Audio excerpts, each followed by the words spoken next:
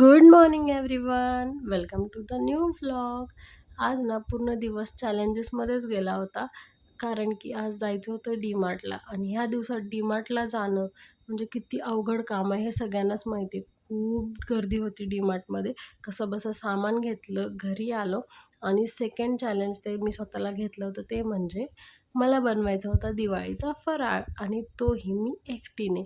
मी ना आतापर्यंत कधीच दिवाळीचा फराळ बनवलेला नाही आहे आणि काय माहिती का ह्यावर्षी मला ना तो बनवू वाटत आहे. तो म्हटलं चला बनवूया. तर मी स्टार्ट केलं बेसनच्या लाडूने आणि मला वाटलं होतं ते ईझी असेल, पण नाही. ते करण्यात इतकी शक्ती जाते, की बस खूप त्रास होतो. माझा तर हात दुखू लागला होता ते बनवून.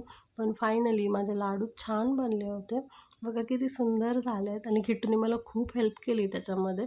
परत मी घेतलं होतं शंकरपाळे बनवायला आणि इतक्या कॉन्फिडन्सने सगळं करत होते जसं की मी दरवर्षी करते.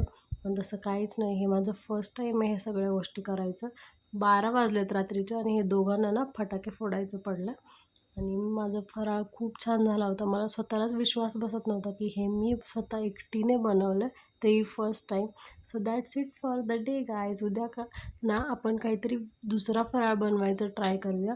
भेटूया उद्या एका नवीन ब्लॉगमध्ये. बाय.